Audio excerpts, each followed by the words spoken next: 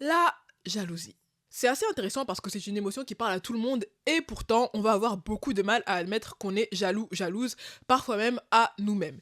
Déjà, malgré le fait que ça soit commun, il y a un gros stigma négatif autour de cette émotion, du genre quand on en parle c'est toujours regarde la sorcière jalouse, ce qui fait que c'est un peu la honte de ressentir ça. Et aussi vis-à-vis de nous-mêmes, on n'a pas envie d'admettre qu'on se sent inférieur à quelqu'un, du coup on projette. Alors non, c'est pas moi qui me sens inférieur, c'est toi qui penses que tu es mieux que moi. Bref, une question d'ego. Donc parlons-en. Qu'est-ce que c'est? De manière simplifiée, c'est la représentation et l'image qu'on a de soi-même. Donc, par définition, tout le monde a un ego. Le problème se pose quand on définit les critères sur lesquels on se base pour se le construire. D'ailleurs, je vais poser les bases tout de suite justement. Au cas où vous ne le savez pas, parce que c'est vrai que j'en ai pas tant parlé que ça dans mes vidéos précédentes, mais je suis une chrétienne et cette vidéo va être d'un point de vue très fortement chrétien, au cas où il y en a qui voudraient quitter le navire maintenant. On va parler de beaucoup de choses, ça va être assez cardio, donc let's go. Posons déjà ce paradoxe. La première chose qu'on a envie de se dire, c'est allô, l'ego, la représentation que j'ai de moi-même. La logique voudrait que ça soit moi qui la définisse, non? Bah non, justement. Le fait que l'on soit trop centré sur soi-même, à l'intérieur de soi-même, c'est bien là tout le problème. En fait, les gens veulent se sentir spécial pour ce qu'ils sont en tant que personne et pour ce qu'ils ont à offrir. C'est la raison pour laquelle les gens sont soit dans la sécurité, soit arrogants. Mais le truc, c'est que ce n'est pas à propos de ce que tu peux offrir, mais de ce que Dieu peut faire à travers nous. Quand tu penses, non mais je suis pas assez jolie, je suis pas assez intelligente, en fait tu regardes à l'intérieur et tu penses que c'est ton intelligence qui te rend spécial et qui te qualifie. Dans Exode chapitre 4, verset 10, Dieu là il a instruit à Moïse d'aller parler au peuple et Moïse, au lieu de faire confiance à Dieu, il a pensé à lui-même et s'est disqualifié lui-même auprès de Dieu en disant non non Seigneur, je sais pas parler. S'il avait simplement fixé ses yeux sur Dieu, Dieu qui a fait sa bouche l'aurait instruit et lui aurait dit quoi dire au moment voulu, comme il le dit d'ailleurs au verset 11 et 12. Mais non. Dans 2 Corinthiens 12, versets 9 et 10, Paul nous dit que nos faiblesses peuvent être des sources de joie parce que c'est à travers là où on manque que la force de Dieu se révèle. Alors je paraphrase énormément, mais allez lire le chapitre pour comprendre. Nous, en attendant, on va juste lire Juge, chapitre 7, verset 2. L'Éternel dit à Gédéon, le peuple que tu as avec toi est trop nombreux pour que je livre Madian entre ses mains.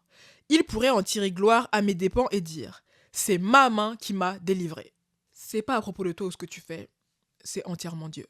Et parce qu'on vit en communauté, on va toujours vouloir benchmarker nos capacités et la valeur que l'on a en tant que personne, la valeur qu'a notre travail, qu'a notre vie, sur les standards que la société nous impose. La comparaison.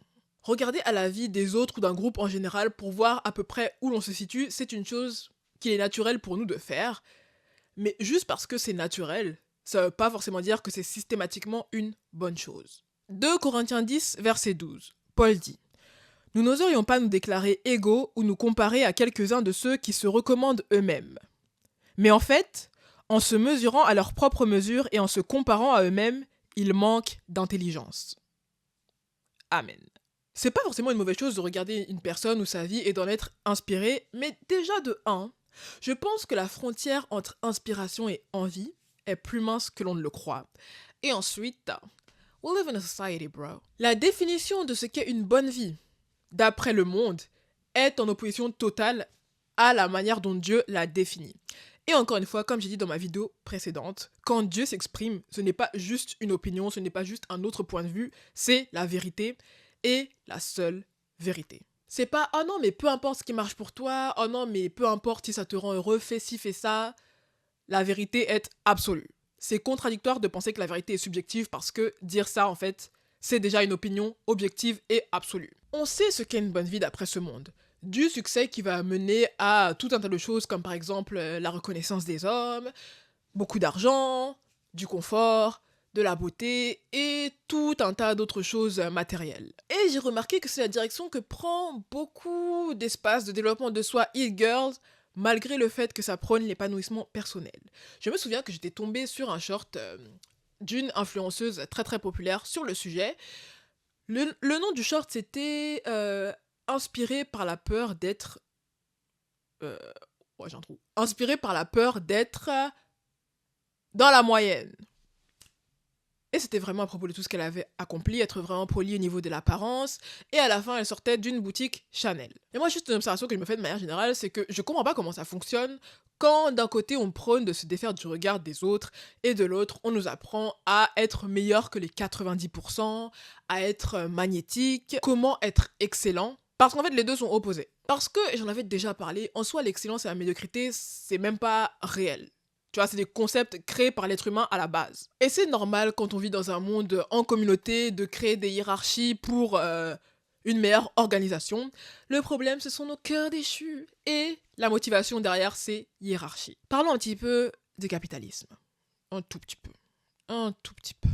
Le capitalisme fonctionne le mieux quand les gens sont dans l'insécurité, insatisfaits de leur vie et jaloux les uns des autres. Si tu es entièrement satisfait, tu n'es pas un consommateur. Il faut créer un manque, un vide dans ton cœur pour ensuite te présenter une idée d'excellence que tu peux atteindre et ou acheter.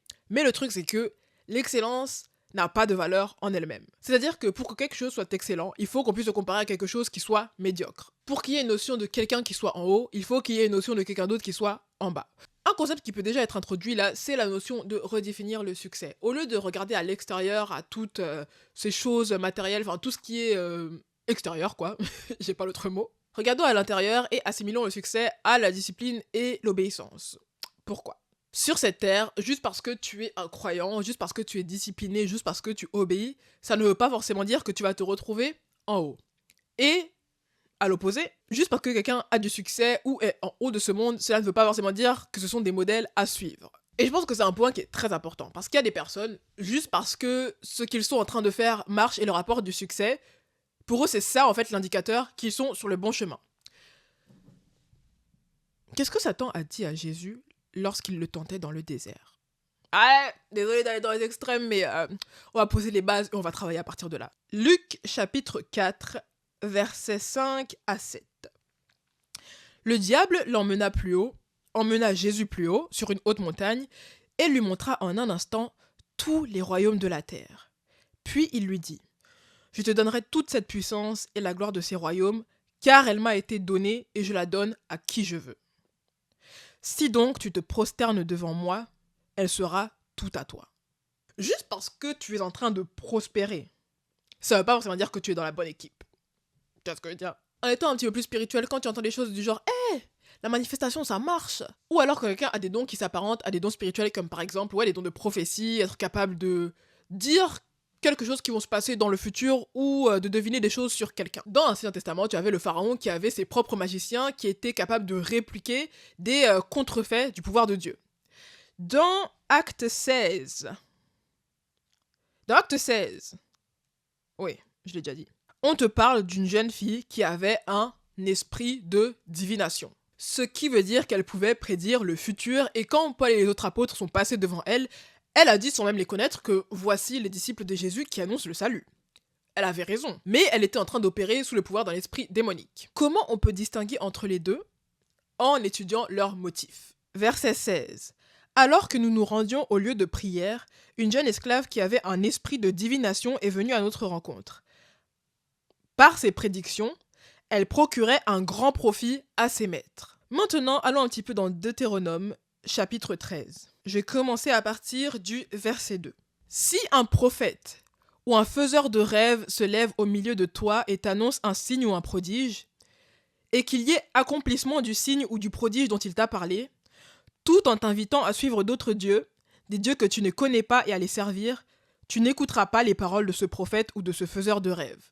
Si ça te conduit vers quelque chose qui n'est pas Dieu ou qui ne reflète pas la gloire de Dieu, mais par exemple leur propre gloire, ta propre gloire, ton propre gain, être le Dieu de ta propre vie, être le maître de ta propre vie, tu es en train de travailler en vain. Travailler en vain, ça ne veut pas dire que tu ne vas pas avoir de succès ou que tu ne vas pas avoir de résultats, mais ça veut dire que si c'est là-dedans que tu déverses toute ton âme, toute ton énergie et toute ta sécurité, au final, c'est quoi l'intérêt vraiment? La parabole de l'homme riche.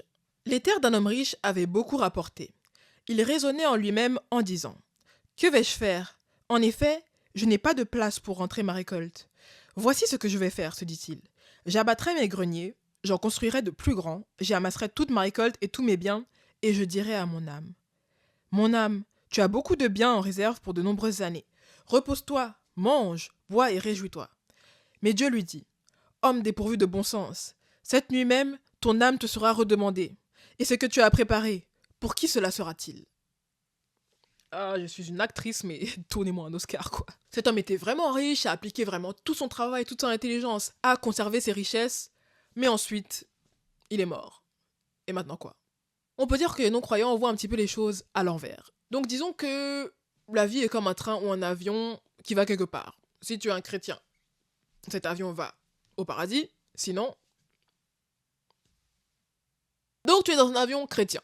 Donc bien sûr c'est super bien si tu trouves vraiment de la joie et si tu t'amuses à travers les films que tu regardes dans cet avion, à travers la vue que tu as dans cet avion ou à travers la nourriture.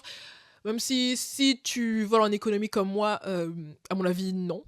Le dernier point, mais au final, ce qui compte vraiment, c'est la destination finale. Quand tu quittes le train ou l'avion et que tu arrives à l'endroit où tu étais supposé aller, c'est là que les vacances commencent vraiment. Oui, bien sûr, il y aura des chrétiens qui seront riches et qui voleront en première classe, tandis que d'autres seront entassés dans la classe économie. Bien sûr que si tu peux avoir un surclassement, tu seras heureux et tu diras, mais oui, bien sûr, j'y vais tout de suite. Mais dans le grand schéma des choses, vous allez tous dans la même destination et dans le grand schéma des choses, le niveau de confort dans le transport ne compte pas tant que ça, tu vois. Genre, quand tu racontes tes vacances à quelqu'un, sauf si c'est passé une dinguerie à l'aéroport et tout, tu vas pas passer 30 minutes à leur parler de comment ça s'est passé dans l'avion, tu vois. Or, pour les non-croyants, ils pensent que c'est maintenant ou jamais.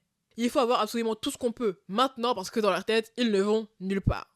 Une fois que c'est fini, c'est fini. Donc, au lieu de se préoccuper un petit peu de l'après et des choses qui durent éternellement, toute leur énergie va dans le maintenant, de tout ce qu'ils peuvent avoir maintenant, comme si ça n'allait pas disparaître à un moment donné. Imaginons que quelqu'un avait amassé des économies totales de 25 000 euros, et du coup tu leur demandes qu'est-ce que tu vas faire avec ces 25 000.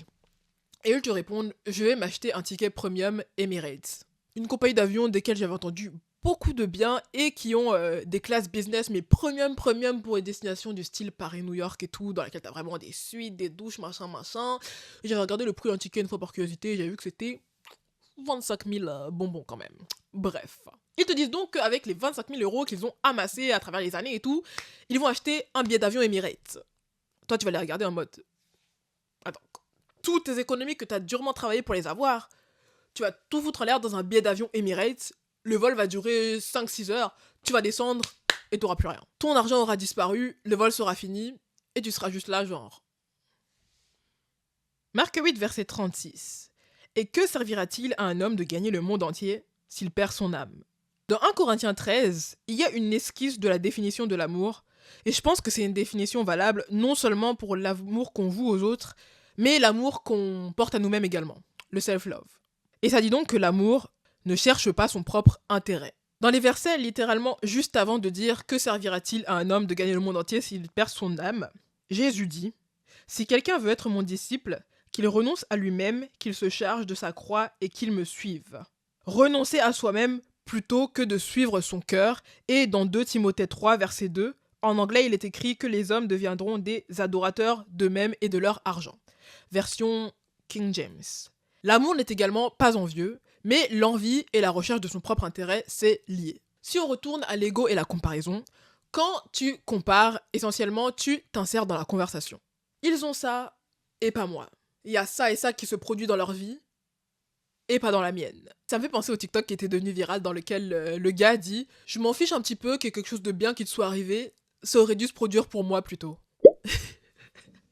Plus sérieusement, pourquoi est-ce que tout doit tourner autour de nous-mêmes? Pourquoi c'est toujours moi?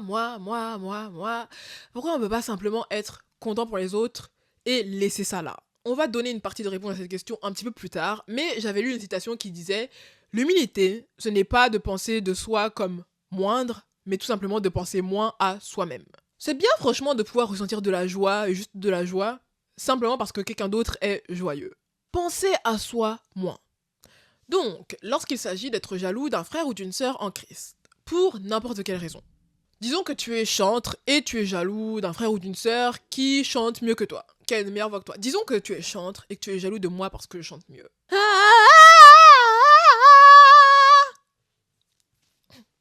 Yeah. Là, en fait, tu oublies la raison pour laquelle on fait tout ça. Parce que, encore une fois, personne n'a de talent ou de capacité pour sa propre gloire. C'est pour rendre la gloire à un seul, un Dieu qu'on a tous, par lequel on est tous infiniment aimés et avec lequel on a tous une relation, si nous sommes sauvés, bien sûr. On est tous dans la même équipe, en fait. Si tu as un talent que tu peux mettre au travail pour lui rendre gloire, alléluia. Si un frère ou une sœur en a 5, pour laquelle il travaille aussi dans la même équipe que toi pour rendre gloire au même Dieu, alléluia. Et je pense qu'une des choses qu'on dit aussi quand on dit qu'il faut qu'on ait notre esprit fixé sur les choses d'en haut, ou alors disons qu'on se laisse renouveler notre intelligence, c'est d'abandonner ce besoin de la validation des hommes, avec un grand H. Même dans le corps de Christ, oui, nous sommes des disciples, mais nous restons quand même des humains.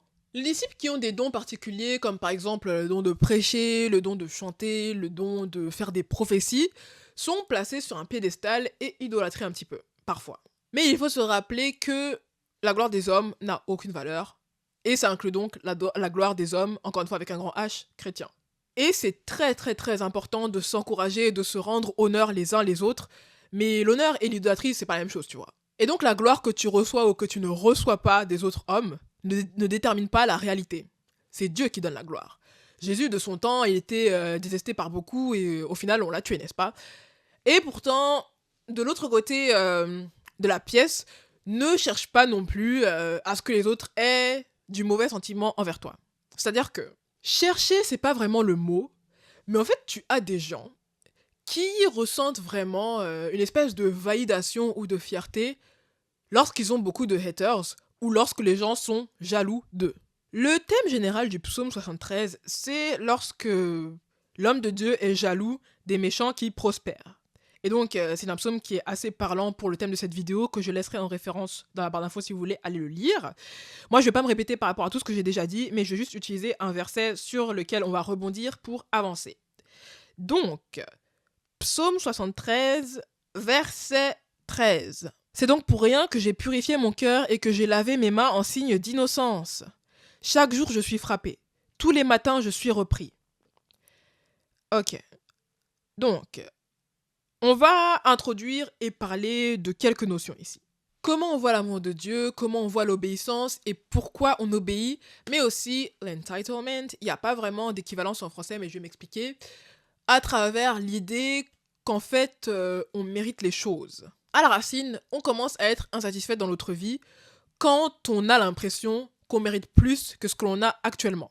Et jaloux quand on regarde à la vie d'autres personnes et que soit on estime qu'ils ne méritent pas ce qu'ils ont, ou alors que nous aussi on le mérite, ou qu'on le mérite plus qu'eux. J'avais regardé un épisode sur la jalousie d'un podcast qui s'appelle... Alors non, il s'appelait The Bible Barbie Podcast, mais maintenant ça s'appelle Bride Adorn. Et elle a sorti des pépites dans cet épisode. Je vais vous laisser dans la barre d'infos pour ceux qui veulent aller le voir. C'est en anglais. Sachez que ce que je m'apprête à dire, c'est la nourriture, c'est la même nourriture mâchée qu'elle a déjà dit en fait. Mais c'est tellement... Parlons de la grâce. La définition de la grâce, c'est une faveur qu'on reçoit sans la mériter. Si on veut savoir à titre personnel ce que on mérite vraiment, on peut aller dans Romains chapitre 6, verset 23. En effet, le salaire du péché, c'est la mort. Mais heureusement pour nous, le verset ne s'arrête pas là.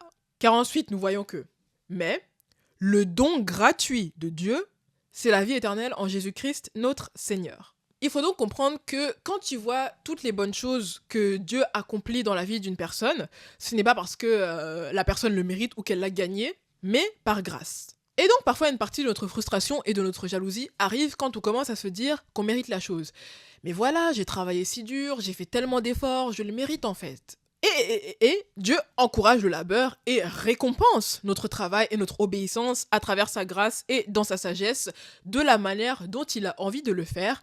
Mais elle a dit que lorsqu'on se met dans une optique où on se dit qu'on mérite les choses, c'est comme si ensuite les grâces que Dieu nous accorde, ou les grâces plutôt qu'il ne nous accorde pas, ce sont des bénédictions qu'il nous empêche d'avoir alors qu'il devrait nous les donner. Comme si Dieu, en fait, nous privait de quelque chose qu'il nous devait. Dieu est un Dieu jaloux lorsqu'il s'agit de nous parce qu'il mérite notre adoration, il mérite nos louanges, il mérite qu'on lui obéisse et qu'on lui dévoue toute notre vie. Nous, non, on mérite rien en fait. Et cet entitlement des choses, ça coule dans la manière dont on voit l'amour de Dieu et dans la manière dont on voit notre obéissance. Parfois, la manière dont j'entends certains chrétiens parler, c'est comme s'ils obéissaient à Dieu en échange de l'obtention de ce qu'ils veulent.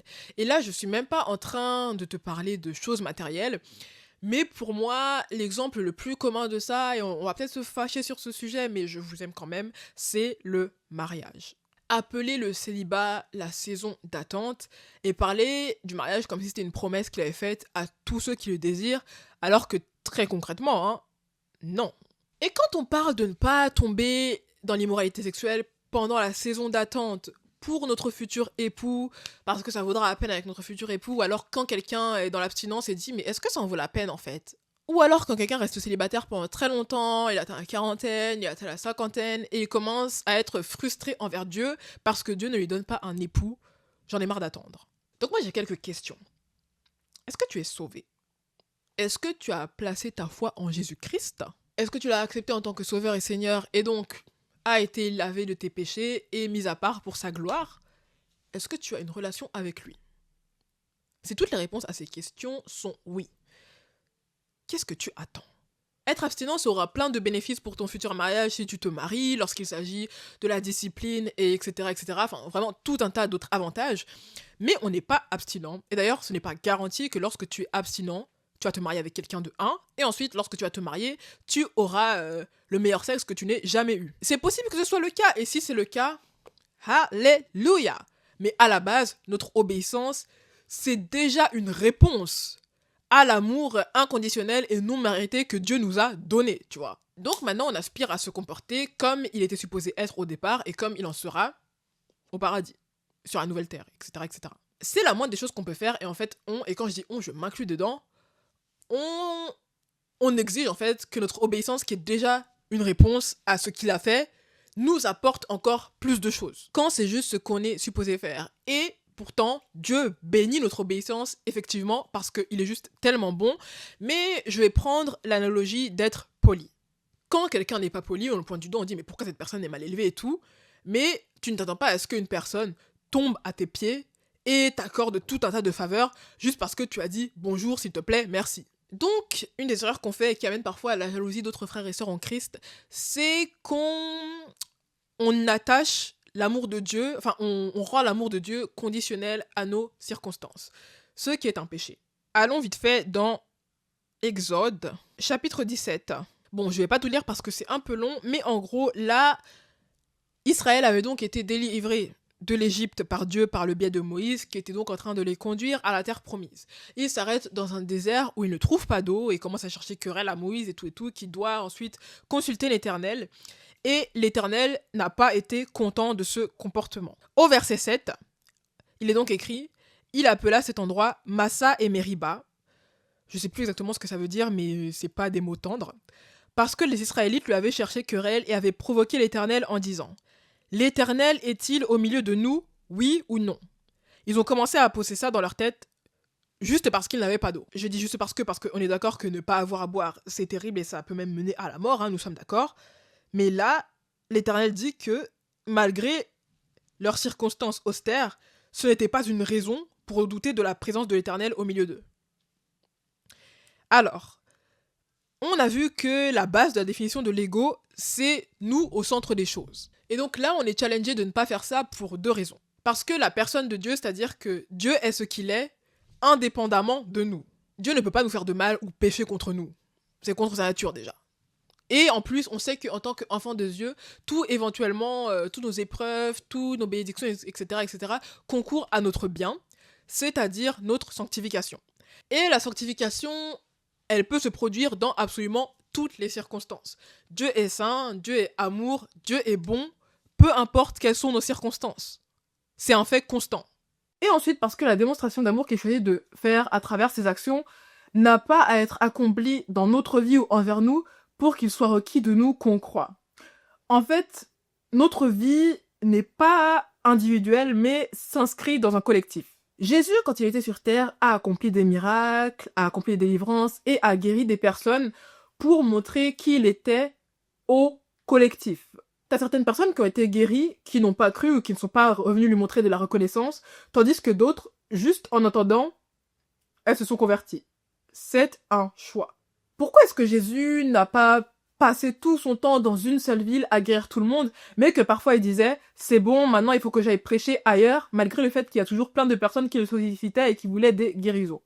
Parce que la guérison physique et toutes les preuves physiques en elles-mêmes n'étaient pas le but, c'était l'annonce du royaume. De même, quand quelqu'un rend un témoignage de ce que Dieu a fait dans sa vie, déjà, pourquoi la personne rend témoignage?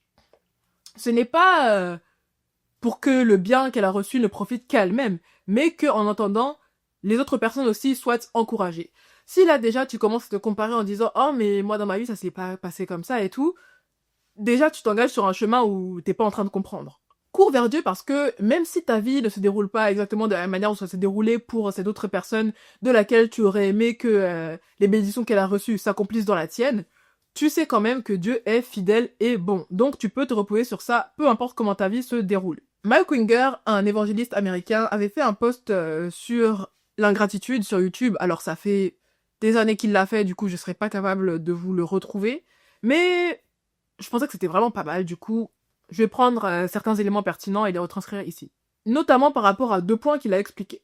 Déjà, l'ingratitude, c'est pas un état d'esprit qui est réaliste, dans le sens où parfois, on a tendance à tendre vers le pessimisme, et on pense que nous sommes juste des réalistes et qu'on voit la situation telle qu'elle est vraiment. On a vu dans l'exode, par exemple, que dès que les choses devenaient difficiles pour Israël lors de leur exode d'Égypte, ils commençaient à rendre querelle à Moïse et à Dieu en disant que, en fait, tu nous as sortis de là pour nous faire mourir dans le désert, alors qu'il avait déjà établi que Dieu était en train de les conduire vers la terre promise.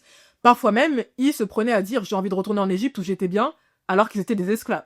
Quand on se focalise sur ce qu'on perçoit qu'il nous manque, on oublie tout ce qu'on a déjà et notre réalité en tant qu'enfant de Dieu. Le deuxième point qu'il a fait, c'est de penser que l'ingratitude, c'est quelque chose qui est absolu en nous, c'est-à-dire que c'est juste la manière dont on a été fait et que finalement on ne peut rien y faire. Genre il y a des personnes qui sont joyeuses et qui aiment la vie et moi j'aime pas la vie, je suis ingrat, c'est comme ça. En tant qu'humain, parfois quand on ressent des émotions, on pense qu'on n'a pas de contrôle sur elles et donc qu'on n'a pas par déduction de contrôle sur nous-mêmes. C'est faux.